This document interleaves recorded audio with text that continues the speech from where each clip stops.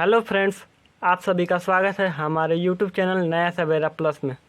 दोस्तों, जैसा कि आप लोगों ने थंबनेल में देखा है कि आज हम क्लास 12 के फिजिक्स का फर्स्ट चैप्टर जिसका नाम है विद्युत आवेश तथा क्षेत्र उसको स्टार्ट करेंगे।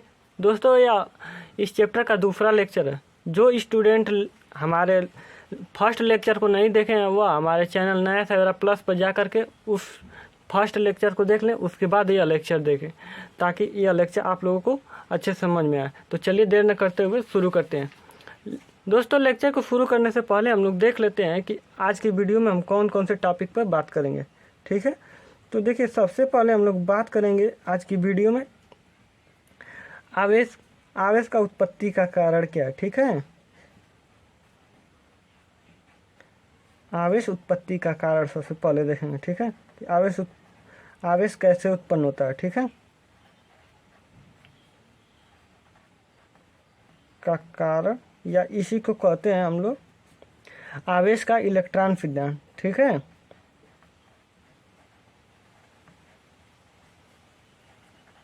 आवेश का इलेक्ट्रॉन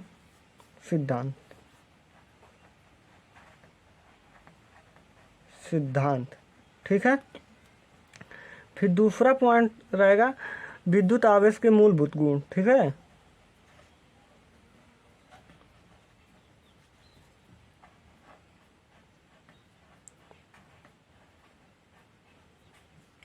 विद्युत आवेश के मूलभूत या फिर मूलभूत गुण या फिर गुण बोलिए। ठीक है, मूलभूत गुण जिसके अकॉर्डिंग आएगा। कौन कौन से टॉपिक आएंगे जिसके अकॉर्डिंग? सबसे पहले हम लोग इसमें देखेंगे, इस टॉपिक के अंतर्गत देखेंगे कि विद्युत आवेश अदिश राशि होती है कि सदिश राशि होती है। ठीक है, विद्युत आवेश की राशि देखेंगे। ठीक है, की राशि देखेंगे। फिर उसके बाद देखेंगे आवेश संरक्षण का नियम।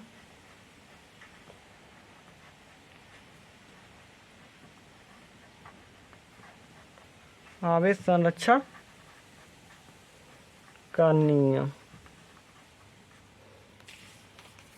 फिर उसके बाद देखेंगे विद्युत आवेशों का योज्यता। ठीक है,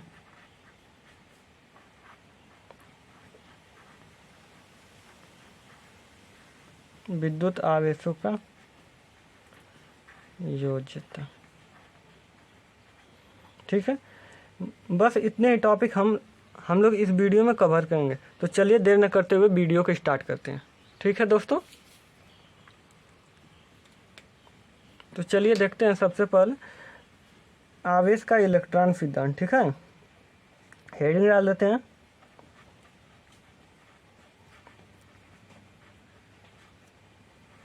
आवेश का इलेक्ट्रॉन सिद्धांत। ठीक है, इसी को कहते हैं आवेश उत्पत्ति का कारण। ठीक है, देखिए, सबसे पहले हम जानते हैं आवेश का इलेक्ट्रॉन सिद्धांत होता है क्या। ठीक है, देखिए दोस्तों, आप सभी लोग जानते होंगे कि यह संसार में जितनी भी वस्तुएं हैं, ठीक है, यह संसार में जितनी भी वस्तुएं हैं वह सभी छोटे छोटे कणों से मिलकर बनी होती है। ठीक है, और संसार की जितनी भी वस्तुएं, ठीक है, संसार में जितनी भी वस्तुएं, ठीक है, जितनी भी वस्तुएं, ठीक है, वह सभी छोटे छोटे कणों से मिलकर बने होते हैं। छोटे छोटे कणों से मिलकर बने होते हैं। और यह जो छोटे छोटे कण हैं, परमाणु, अनेक प्रकार के मतलब परमाणु से मिलकर बने होते हैं। और जो यह परमाणु होता है इलेक्ट्रॉन प्रोटॉन न्यूट्रॉनों से मिलकर बना होता है। ठीक है, इलेक्ट्रॉन प्रोटॉन और न्यूट्रॉन से मिलकर बना होता है। ठीक है, देखिए, परमाणु के अंदर आप लोगों ने क्लास 11th में केमिस्ट्री में पढ़ा होगा कि परमाणु के जो अंदर होता है नाभिक होता है। ठीक है, मान लीजिए यह कोई पदार्थ है, ठीक है, वस्तु है, इसके अंदर बहुत सारे परमाणु है। ठीक है, इस तरह से परमाणु बने हुए हैं। ठीक है, तो देखिए, एक परमाणु को अगर देखें तो इस तरह से इसके अंदर एक नाभिक होता है। ठीक है, यह गोलाकार होता है नाभिक, जिसके अंदर प्रोटॉन होते हैं और न्यूट्रॉन होते हैं। ठीक है, इसके चारों बाहरी कक्षा बाहर की जो वृत्ताकार कक्षाएं होती है उसमें इलेक्ट्रॉन चारों ओर चक्कर लगाता रहता है। ठीक है, इस तरफ इलेक्ट्रॉन इसमें घूमता रहता है, ठीक है। और देखिए हम लोग जानते हैं कि इलेक्ट्रॉन पर जो होता है माइनस आवेश होता है और प्रोटॉन पर प्लस आवेश होता है, ठीक है। यहाँ तक समझ में आ गया। देखिए हमने क्या बताया कि संसार में जितनी भी वस्तुएं होती हैं, ठीक है, जितनी भी संसार की वस्तुएं वह छोटे छोटे कणों से मिलकर बनी होती है और प्रत्येक कण जो होता है अनेक प्रकार का परमाणु से मिलकर बना होता है, ठीक है। और परमाणु के अंदर जो होता है नाभिक पाया जाता है, ठीक है। परमाणु के अंदर नाभिक होता है और नाभिक में प्रोटॉन और न्यूट्रॉन होता है, ठीक है। प्रोटॉन और न्यूट्रॉन होता है और इसके नाभिक के चारों ओर वृत्तीय कक्षाओं में इलेक्ट्रॉन चक्कर लगाता रहता है, ठीक है। और इलेक्ट्रॉन पर ऋण आवेश होता है, ठीक है, और प्रोटॉन पर धन आवेश होता है और न्यूट्रॉन पर जो यहाँ पर न्यूट्रॉन है या न्यूट्रॉन है, ठीक है, न्यूट्रॉन पर कोई आवेश नहीं होता, मतलब उदासीन होता है, ठीक है। देखिए जब हम दो वस्तुओं को, ठीक है, मान लीजिए कोई वस्तु ए है और दूसरी वस्तु बी है, ठीक है। जब हम दो वस्तुओं को आपस में रगड़ते हैं, ठीक है, आपस में इस तरह से रगड़ते हैं, मान लीजिए यह दोनों स्केच हैं, ठीक है, या पीला वाला और यह लाल वाला, ठीक है। इन दोनों को अगर आपस में हम लोग रगड़ते हैं, ठीक है, तो एक वस्तु में से मान लीजिए वस्तु ए है और बी है, ठीक है, इन दोनों को हम लोग आपस में रगड़ा तो एक वस्तु से, ठीक है, इसमें से मान लीजिए इसमें से एक वस्तु से इलेक्ट्रॉन निकलता है और दूसरी वस्तु में जाता है, ठीक है। तो मान लीजिए ए से इलेक्ट्रॉन निकला और बी में चला गया, ठीक है। तो जिस वस्तु से इलेक्ट्रॉन जाता है वह धन आवेशित हो जाती है, ठीक है, पॉजिटिव चार्ज जिसको कहते हैं, और दूसरी वस्तु जिसमें इलेक्ट्रॉन आया है वह निगेटिव चार्ज मतलब ऋण आवेशित हो जाती है, ठीक है। इस प्रकार से दोनों वस्तुओं पर विपरीत आवेश आ जाते हैं, ठीक है। इन दोनों वस्तुओं पर जैसे यहाँ पर ए से निकला है इलेक्ट्रॉन और बी में गया है तो ए जो होता है धन आवेश हो जाता है और बी ऋण आवेश हो जाता है। तो इस प्रकार से इन दोनों पर विपरीत चिन्ह के आवेश आ जाते हैं, ठीक है। और विपरीत चिन्ह के आवेश आने के कारण ये दोनों जो वस्तुएं हैं एक दूसरे को आकर्षित करने लगती हैं। तो ये ए और बी एक दूसरे को अपनी तरफ आकर्षित करने लगती हैं। तो हम उस समय कहते हैं कि ये दोनों वस्तुएं जो है ए और बी आवेशित हो गई हैं, ठीक है। तो इस प्रकार से आवेश का उत्पत्ति होता है, ठीक है। और इसे जितना मैंने पूरा बताया अभी उसे ही आवेश का इलेक्ट्रॉन सिद्धांत कहते हैं, ठीक है। एक बार आप फिर से इसको समझ लीजिए आवेश का इलेक्ट्रॉन सिद्धांत होता क्या है, ठीक है। देखिए दोस्तों आप लोग जानते हैं संसार में जितनी भी वस्तुएं हैं, ठीक है, जितनी भी संसार की वस्तुएं हैं वो सभी छोटे छोटे कणों से मिलकर बने होते हैं, ठीक है। वह सभी छोटे छोटे कणों से मिलकर बने होते हैं और छोटे छोटे कण मतलब एक कण के अंदर बहुत सारे परमाणु होते हैं, ठीक है। और परमाणु जो होता है परमाणु इलेक्ट्रॉन प्रोटॉन और न्यूट्रॉन से मिलकर बना होता है। और परमाणु के अंदर जो होता है नाभिक पाया जाता है, ठीक है। नाभिक छोटा होता है मतलब गोलाकार होता है जो बहुत ही अति सूक्ष्म होता है। और नाभिक के अंदर प्रोटॉन और न्यूट्रॉन पाए जाते हैं, ठीक है, प्रोटॉन और न्यूट्रॉन। और इसके बाहर चारों वृत्तीय कक्षाओं में इलेक्ट्रॉन घूमता रहता है, ठीक है। यह नाभिक है और यह वृत्तीय कक्षाएं हैं, ठीक है, वृत्तीय कक्षाएं जिसमें इलेक्ट्रॉन चारों ओर घूमता रहता है, ठीक है। और इलेक्ट्रॉन पर ऋण आवेश होता है और प्रोटॉन पर धन आवेश होता है और न्यूट्रॉन उदासीन होता है, ठीक है। जब हम संसार की किन्हीं दो वस्तुओं को आपस में रगड़ते हैं ना, आपस में रगड़ते हैं तो एक वस्तु से इलेक्ट्रॉन निकलता है और दूसरी वस्तु में जाता है, ठीक है। जिस वस्तु से इलेक्ट्रॉन निकलता है वह धन आवेशित हो जाती है और जिस वस्तु में जाता है वह ऋण आवेशित हो जाती है। इस प्रकार से दोनों वस्तुओं पर विपरीत चिन्ह के आवेश आ जाते हैं और विपरीत चिन्ह के आवेश आने के कारण वे एक दूसरे को आकर्षित करने लगती हैं। तो हम कहते हैं कि उस समय हम कहते हैं कि ये दोनों वस्तु जो ए और बी वस्तुएं हैं, ठीक है, ये दोनों आवेशित हो गई हैं, ठीक है। तो इस प्रकार से आवेश का उत्पत्ति होता है। आशा करता हूँ कि आप लोगों को आवेश का इलेक्ट्रॉन सिद्धांत या फिर आवेश का उत्पत्ति का कारण समझ में आ गया होगा। दोस्तों अब देख लेते हैं कि विद्युत आवेश के गुण कौन कौन से होते हैं, ठीक है, मूलभूत गुण विद्युत आवेश के, ठीक है। अब देखते हैं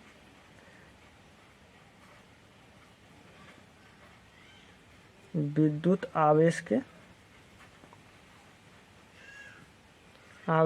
गुण, ठीक है, गुण या फिर मूलभूत। देखिए इसको इंग्लिश में कहते हैं प्रॉपर्टीज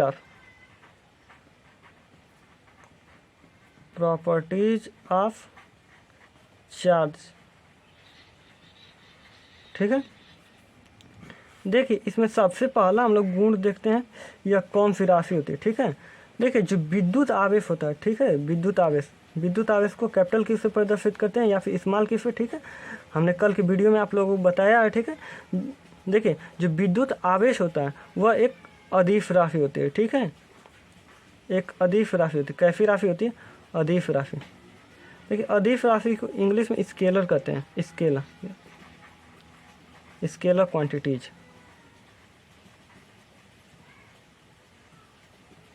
देखिए अब जिन बच्चों को अदिश राशि नहीं पता है उन लोगों को मैं बता रहा हूँ कि अदिश राशि होती क्या है। देखिए ये क्लास 11 का टॉपिक है अदिश राशि, ठीक है। तो देखिए यहाँ पे मैं बता रहा हूँ कि अदिश राशि क्या होती है, ठीक है। देखिए सबसे पहले हम लोग देखिए जानते हैं कि भौतिक राशि क्या होती है, ठीक है। ज़्यादा डिटेल में नहीं बताएंगे क्योंकि यह क्लास 11 का टॉपिक है, ठीक है। तो भौतिक राशि सबसे पहले हम लोग जान लेते हैं होती क्या है, ठीक है। देखिए भौतिक राशि क्या होती है? देखिए भौतिक राशि वे राशि होती है जिन्हें हम लोग माप सकते हैं, ठीक है, जिन्हें हम लोग टच कर सकते हैं, मतलब छू सकते हैं, उन्हें हम भौतिक राशि कहते हैं, ठीक है। ये संसार की जितनी भी वस्तुएं हैं वह सभी भौतिक राशि में आती हैं, ठीक है। भौतिक राशि क्या होती हैं? जिन्हें मापा जा सकता है, मापा जा सके और स्पर्श किया जा सके, ठीक है, स्पर्श किया जा सके, किया जा सके, ठीक है। वे सभी भौतिक राशि होती हैं।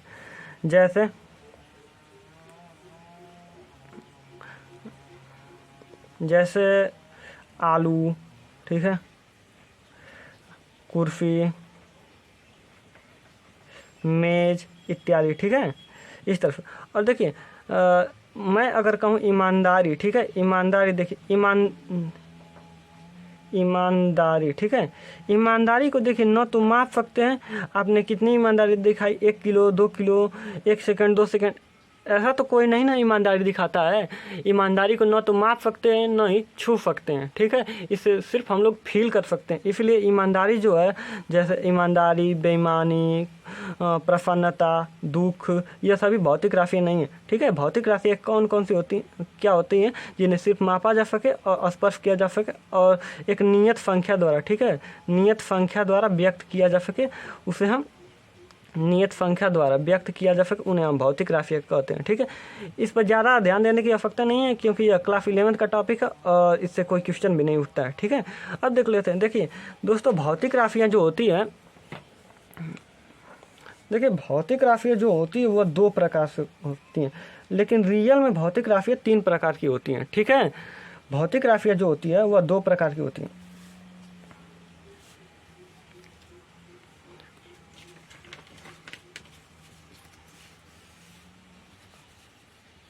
देखिए भौतिक राशियाँ जो होती हैं वह 2 प्रकार की होती हैं, ठीक है।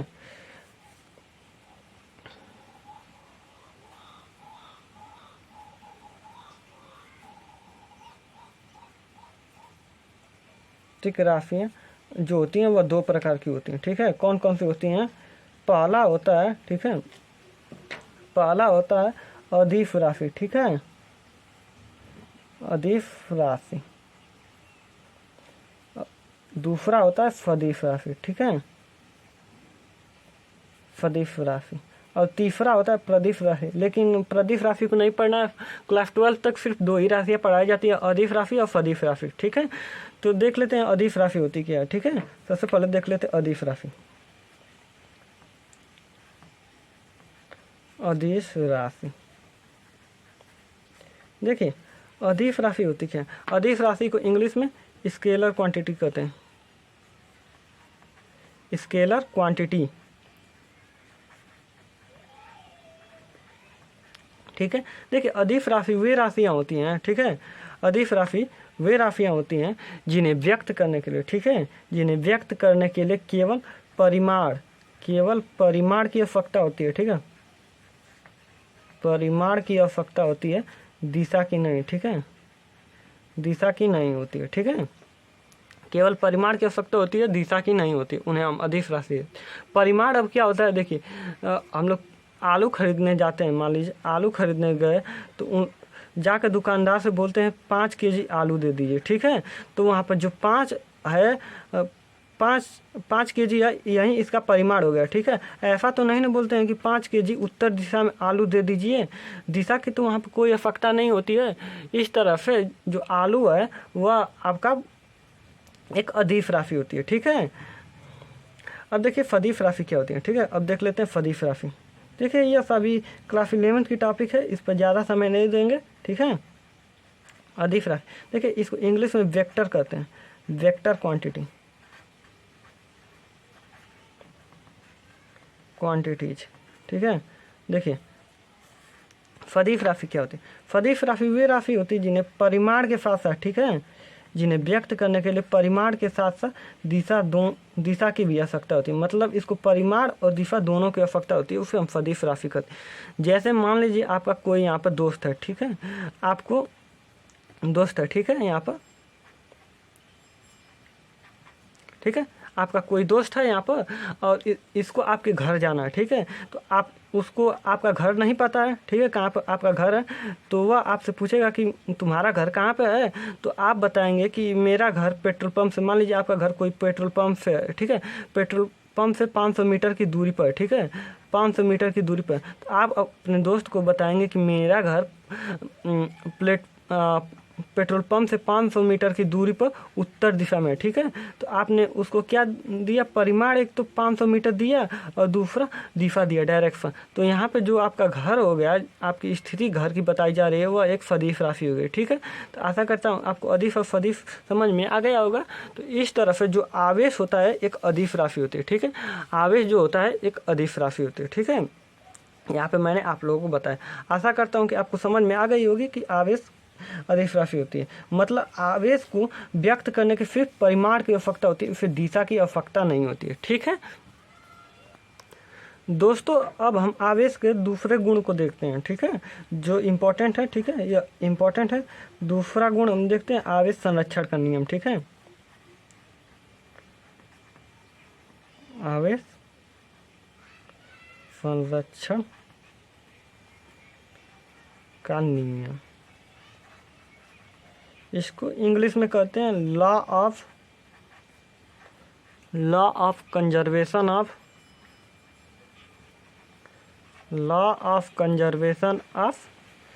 चार्ज, ठीक है। इसको इंग्लिश में क्या कहते हैं, law of conservation of charge.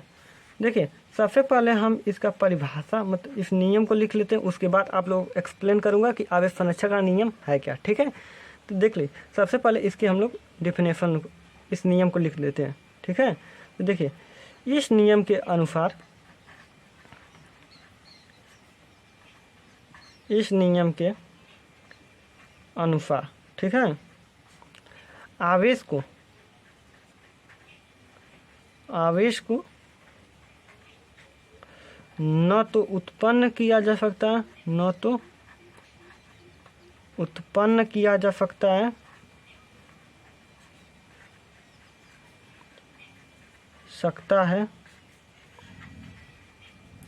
और न ही नष्ट किया जा सकता है, ठीक है। यह नियम क्या कहता है कि आवेश को,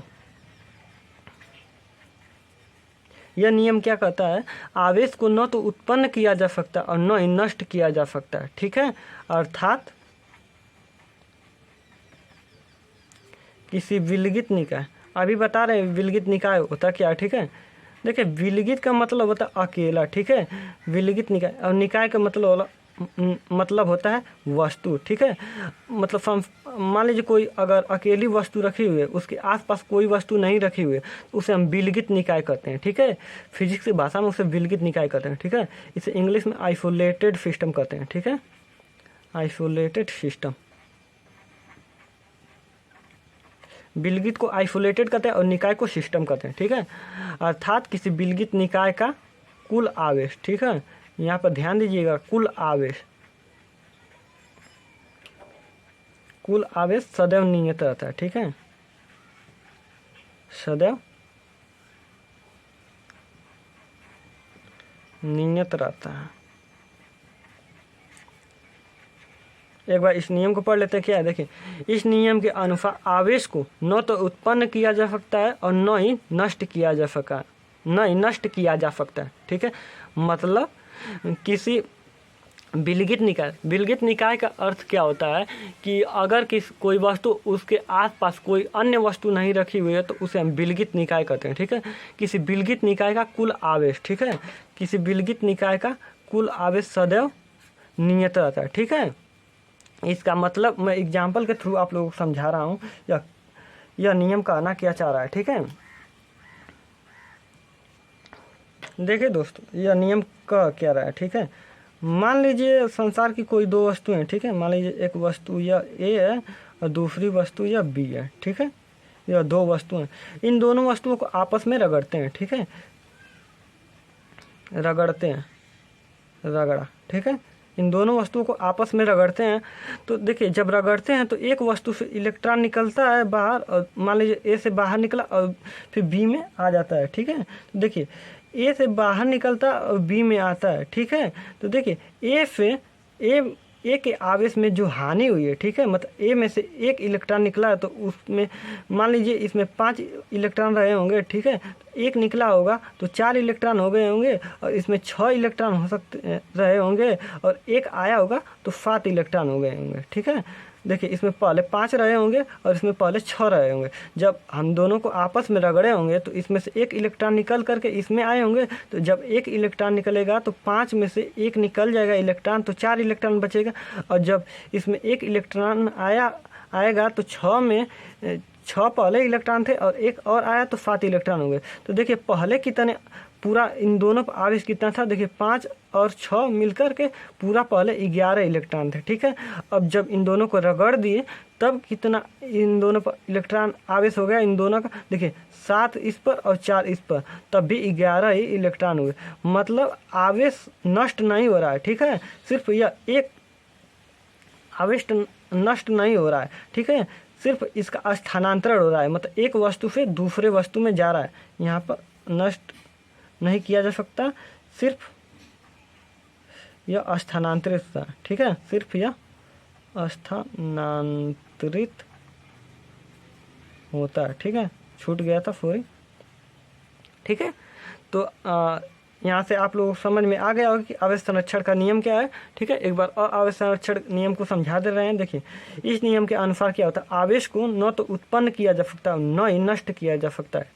ठीक है, सिर्फ यह स्थानांतरित होता है, मतलब एक वस्तु से दूसरे वस्तु में स्थानांतरित होता है। जैसे यहाँ पर एक वस्तु ए थी और बी थी, इन दोनों को जब आपस में रगड़ते हैं तो ए से इलेक्ट्रॉन निकलता है और बी में जाता है। ठीक है, तो यहाँ पर आवेश जो है नष्ट नहीं हो रहा, सिर्फ एक वस्तु से दूसरे वस्तु में स्थानांतरित हो रहा है। ठीक है, और पूरा यह जो निकाय मतलब यह दोनों ए और बी वस्तुएं, इन दोनों का अगर आवेश मिलाया जाए तो सदैव नियत ही रहा। पहले 5 था, और पहले ए पर 5 था और फिर और बी पर 6 था, तो मतलब पूरा ए और बी पर कितना पहले था, 11 इलेक्ट्रॉन थे। ठीक है, और निकलने के बाद इस पर 4 हो गए और इस पर 7 हो गए। ठीक है, फिर भी इन दोनों को मिलाया तब भी 11 ही इलेक्ट्रॉन आया। ठीक है, तो इस तरह से आवेश सदैव नियत रह गया। ठीक है, आवेश परिवर्तित नहीं हुआ, इसे ही हम लोग आवेश संरक्षण का नियम कहते हैं। ठीक है, आशा करता हूँ कि आप लोगों को आवेश संरक्षण का नियम क्लियर हो गया होगा। ठीक है दोस्तों अब देखते हैं कि आवेश का अगला गुण कौन सा है। ठीक है, देखते हैं। देखिए अगला जो गुण है आवेश का वह है विद्युत आवेशों का योज्यता। ठीक है,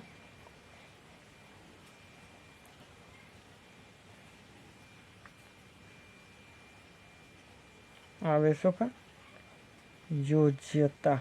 ठीक है, इसको इंग्लिश में कहते हैं एडिटिविटी ऑफ चार्ज। ठीक है, एडिटिविटी ऑफ इलेक्ट्रिक चार्ज। ठीक है, एडिटिविटी ऑफ इलेक्ट्रिक चार्ज।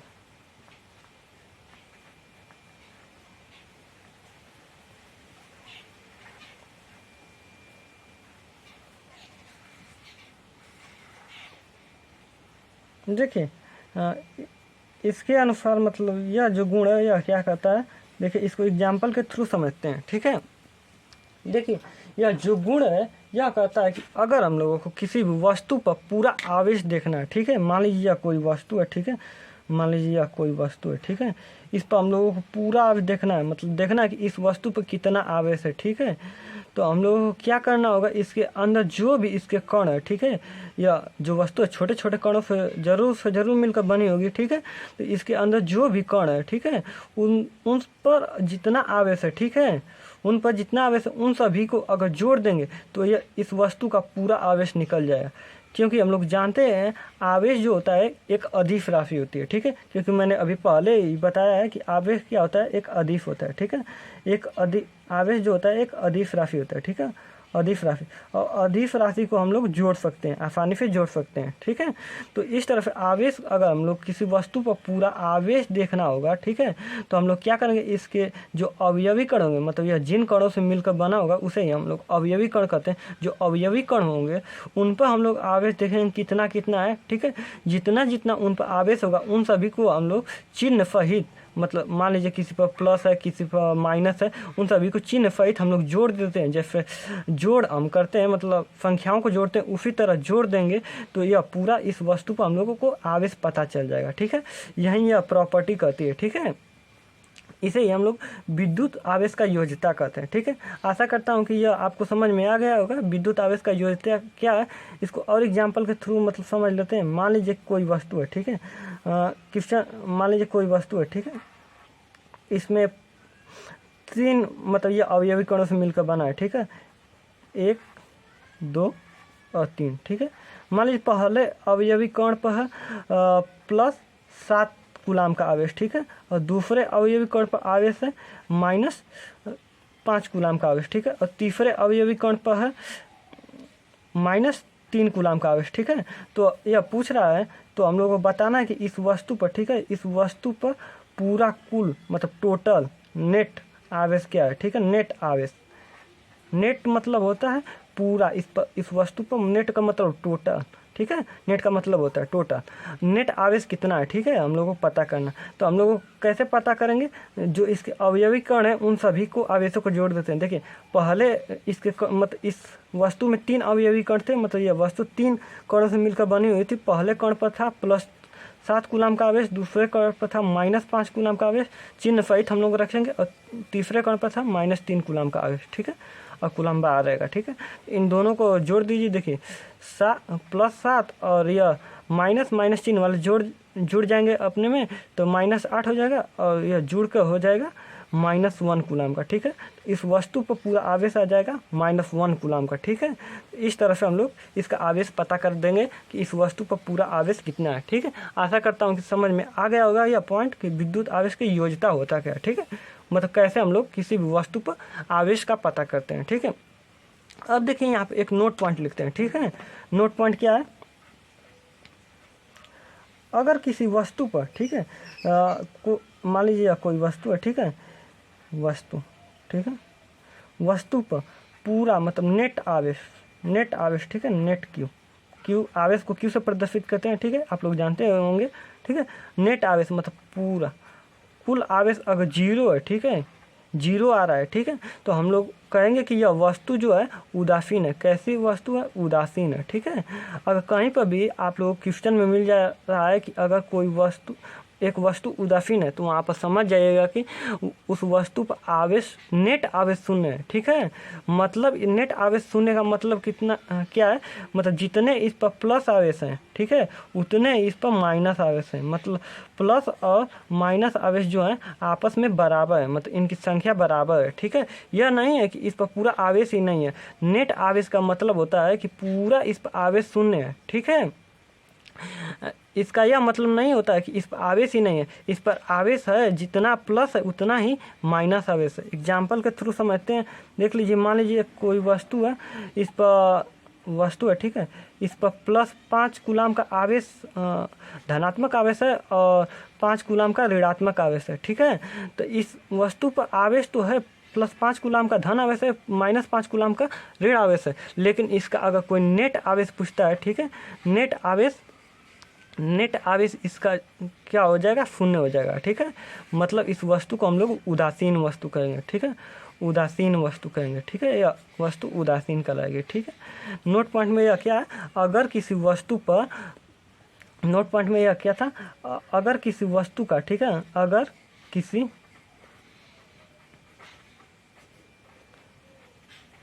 वस्तु का कुल आवेश, ठीक है, कुल आवेश शून्य है, तो उस वस्तु को उदासीन कहते हैं, ठीक है, उदासीन कहते हैं। आशा करता हूँ कि यह टॉपिक आपको समझ में आ गई होगी कि विद्युत आवेश का योज्यता होता क्या है और उदासीन वस्तु किसे कहते हैं, ठीक है। अब लास्ट पॉइंट, और यह भी नोट पॉइंट है, ठीक है। अब देख लेते हैं यह लास्ट पॉइंट में, नोट पॉइंट में क्या है, ठीक है। देखिए, द्रव्यमान मतलब मास, ठीक है। द्रव्यमान जो होता है किसी भी वस्तु का, इसको यम से प्रदर्शित करते हैं, ठीक है, स्मॉल यम से। द्रव्यमान जो किसी भी वस्तु का होता है एक मौलिक गुण होता है। मौलिक गुण का मतलब होता है कि उसमें कोई क्वेश्चन ना हो। मतलब अगर हम कहें कि आपका भार 50 kg है, तो कोई यह नहीं पूछेगा क्यों 50 kg है, भैया है तो है, ठीक है। तो इस द्रव्यमान जो होता है एक मौलिक गुण होता है, किसी भी पदार्थ का मौलिक गुण होता है। और आवेश भी है, ठीक है, आवेश भी किसी भी पदार्थ का मौलिक गुण होता है, ठीक है। आवेश भी मौलिक गुण है, ठीक है। और देखिए, आवेश अगर किसी भी वस्तु में, ठीक है,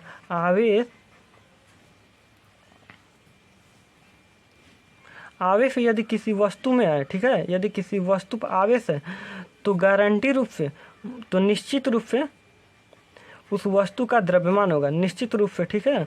उस वस्तु का मास होगा, मास मतलब द्रव्यमान होगा, ठीक है, निश्चित रूप से द्रव्यमान होगा। परंतु यह गारंटी नहीं है, परंतु यह निश्चित नहीं है। अगर उस वस्तु का द्रव्यमान है, ठीक है, मास है, तो उसके ऊपर, उस वस्तु के ऊपर आवेश भी होगा, ठीक है। जैसे हमने वहाँ पर बताया इलेक्ट्रॉन, प्रोटॉन और न्यूट्रॉन में। देखिए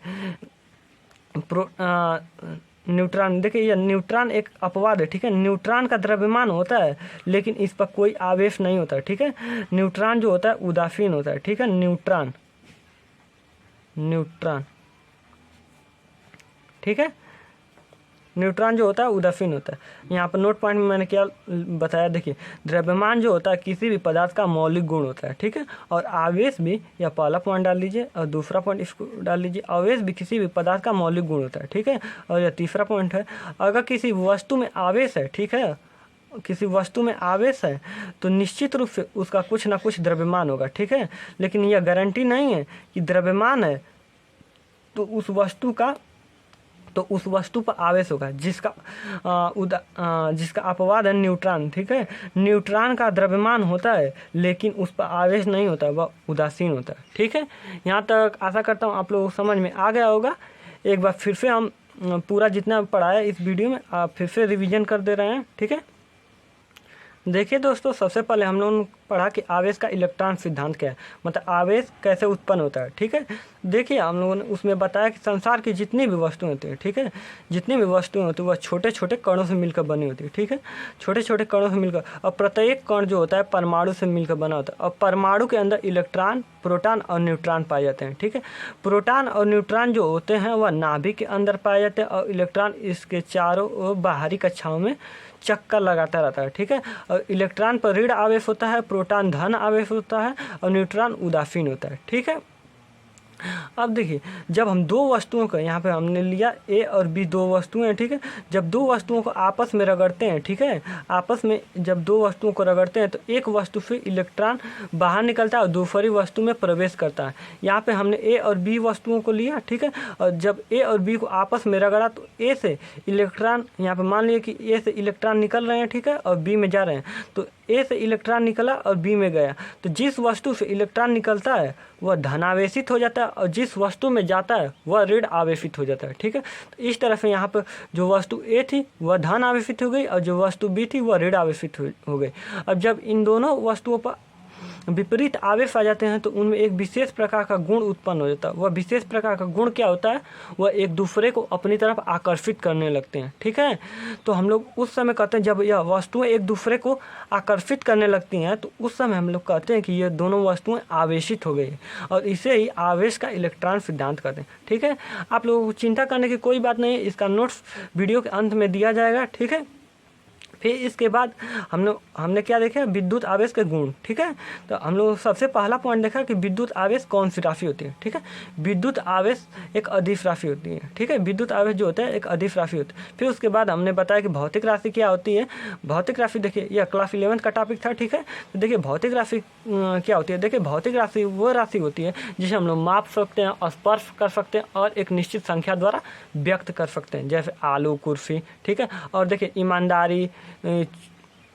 ईमानदारी, बेईमानी, सुख दुख, ये सब, इन सभी राशियों को हम लोग बस फील कर सकते हैं, माप नहीं कर सकते और नहीं स्पर्श कर सकते हैं। इसलिए यह ईमानदारी, बेईमानी, सुख दुख, यह सभी भौतिक राशियाँ नहीं है। ठीक है, उसके बाद हम लोगों ने देखा कि भौतिक राशियों को कितने पार्टों में डिवाइड किया गया है। देखिए भौतिक राशियों को 2 पार्टों में डिवाइड किया गया है। दरअसल में यह भौतिक राशियाँ 3 प्रकार से होती है, लेकिन क्लास 12 तक 2 ही प्रकार की पढ़ाई जाती है। पहली होती है अदिश राशि, दूसरी होती है सदिश राशि। ठीक है, अदिश राशि को इंग्लिश में स्केलर क्वांटिटी कहते हैं और सदिश राशि को वेक्टर क्वांटिटी कहते हैं। ठीक है, अदिश राशि होती क्या है? यह हमने देखा कि अदिश राशि वे राशि होती है जिन्हें केवल परिमाण की आवश्यकता होती है, दिशा की आवश्यकता नहीं होती है। ठीक है, फिर उसके बाद देखा सदिश राशि क्या होती है। सदिश राशि वे राशि होती है जिन्हें परिमाण और दिशा दोनों की आवश्यकता होती है। जैसे मान लीजिए यहाँ पे कोई आपका दोस्त है, आपका घर नहीं जानता है, तो आप बताएंगे, मान लीजिए आपका घर पेट्रोल पंप से 500 मीटर की दूरी पर है, तो आप बताएंगे कि मेरा घर पेट्रोल पंप से 500 मीटर की दूरी पर उत्तर दिशा में है। तो इस तरह से आपका दोस्त वहाँ पर पहुँचेगा, तो यहाँ पर आप अपने घर की जो लोकेशन बता रहे हो वह एक सदिश राशि है। ठीक है, फिर उसके बाद हम लोगों ने आवेशों को गुण में पढ़ा। दूसरा पॉइंट था आवेश संरक्षण का नियम। ठीक है, इस नियम के अनुसार हम लोगों ने पढ़ा कि आवेश को न तो उत्पन्न किया जा सकता है न ही नष्ट किया जा सकता है, यह सिर्फ एक वस्तु से दूसरे वस्तु में स्थानांतरित होती है। ठीक है, मतलब इसका क्या था? किसी भी विलगित निकाय का मतलब किसी भी वस्तु है, अगर उसके आसपास कोई अन्य वस्तु नहीं रखी हुई है तो उसे हम विलगित निकाय कहते हैं। ठीक है, किसी विलगित निकाय का कुल आवेश सदैव नियत रहता है। एग्जाम्पल के थ्रू यहाँ पर हमने समझा कि मान लीजिए कोई 2 वस्तु हैं, इन दोनों को जब हम आपस में रगड़ते हैं तो एक वस्तु से इलेक्ट्रॉन निकलता है और दूसरे में जाता है। ठीक है, यहाँ पर मैंने मान लिया कि जब रगड़ने से पहले इस पर 5 इलेक्ट्रॉन थे और इस पर 6 इलेक्ट्रॉन थे। ठीक है, और रगड़ने के बाद इसमें से 1 इलेक्ट्रॉन निकला और इसमें गया। जब इसमें से 1 इलेक्ट्रॉन निकला तो 5 में से 1 इलेक्ट्रॉन निकल गया, तो 4 इलेक्ट्रॉन बच गए, और इसमें 6 इलेक्ट्रॉन थे और 1 इलेक्ट्रॉन आ गया, तो 7 इलेक्ट्रॉन हो गए। और रगड़ने से पहले इन दोनों का इलेक्ट्रॉन हम देखें तो 11 इलेक्ट्रॉन थे, और रगड़ने के बाद भी अगर 4 और 7 को जोड़े तो 11 इलेक्ट्रॉन थे। इस तरह से यह जो वस्तुएं, इन सभी का आवेश भी नियत रह गया और आवेश न ही नष्ट हुआ और न ही उत्पन्न हुआ, सिर्फ यह एक वस्तु से दूसरे वस्तु में स्थानांतरित हुआ। ठीक है, आशा करता हूँ यहाँ तक समझ में आ गई होगी दोस्तों। फिर इसके बाद देखा हमने तीसरा प्रॉपर्टी आवेश का, विद्युत आवेश का योज्यता। देखिए यह क्या मतलब, इसके अनुसार क्या होता है? अगर हम लोग किसी भी वस्तु पर पूरा आवेश देखना हो, उसका कुल आवेश मतलब उस वस्तु पर कितना, तो हम लोग क्या करते हैं कि देखते हैं कि उसके अंदर कौन कौन से मतलब वह कणों से मिलकर बना है और उस कणों पर कितना कितना आवेश है। ठीक है, जितना आवेश रहता है तो उन आवेशों को हम लोग चिन्ह सहित जोड़ देते हैं, तो इस वस्तु पर पूरा आवेश पता चल जाता है। जैसे यहाँ पे हम लोगों ने एग्जाम्पल के थ्रू देखा कि यह 3 वस्तुएं, एक वस्तु थी जो 3 कणों से मिलकर बने हुए थे। पहले पर था +7 कूलाम का आवेश, दूसरे पर -5 और तीसरे पर -3 कूलाम का आवेश। तो इस पर हम लोगों को पूरा आवेश देखना था, इस पर नेट आवेश देखना था।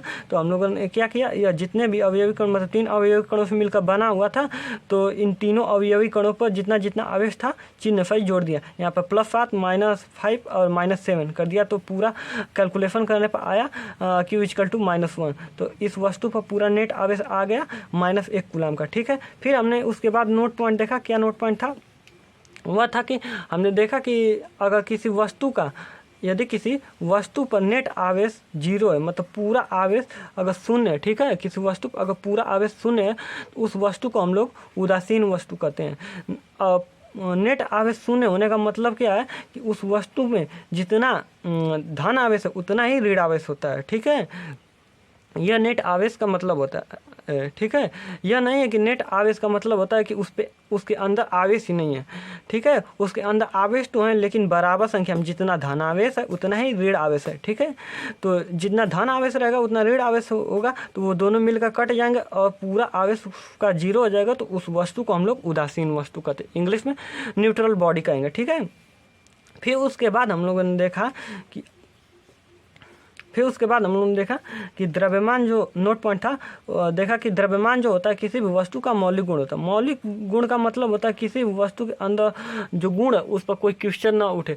जैसे किसी भी वस्तु के अंदर कोई, मान लीजिए कोई 5 किलो का है, तो ऐसा कोई क्वेश्चन नहीं कराएगा कि तुम क्यों 5 किलो का हो, ठीक है। तो इस तरह से जो गुण होता है उसे मौलिक गुण कहते हैं। द्रव्यमान जो होता है किसी वस्तु का मौलिक गुण होता है, और आवेश भी जो होता है वह भी वस्तु का मौलिक गुण होता है, ठीक है। देखिए, अब फिर तीसरा हमने पॉइंट देखा कि आवेश, अगर किसी वस्तु पर आवेश है तो यह गारंटी है, मतलब यह निश्चित रूप से उसका कुछ ना कुछ द्रव्यमान जरूर से जरूर भी होगा, ठीक है। लेकिन यह कोई गारंटी नहीं है कि उसका द्रव्यमान होगा। किसी वस्तु का अगर द्रव्यमान है तो उस पर आवेश होगा, ठीक है। यह कोई ज़रूरी नहीं है। जैसे इसका अपवाद क्या था, न्यूट्रॉन। देखिए दोस्तों, न्यूट्रॉन का द्रव्यमान होता है लेकिन उस पर कोई आवेश नहीं होता है, न्यूट्रॉन उदासीन होता है, ठीक है। आशा करता हूँ कि आपको यह पूरी वीडियो समझ में आ गई होगी। देखिए दोस्तों, इसका नोट्स है, आप लोग स्क्रीनशॉट ले लीजिएगा। देखिए, अच्छे से स्क्रीनशॉट ले लीजिए।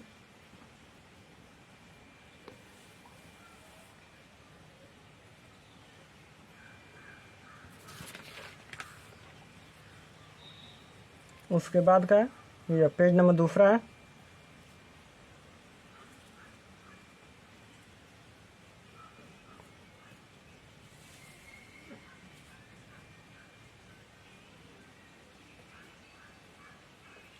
दोस्तों, अगर आपको यह वीडियो पसंद आई होगी और किसी भी प्रकार का अगर डाउट है तो कमेंट में जरूर बॉक्स में ज़रूर बताएं। अब दोस्तों मिलते हैं अगली वीडियो में, ठीक है। धन्यवाद।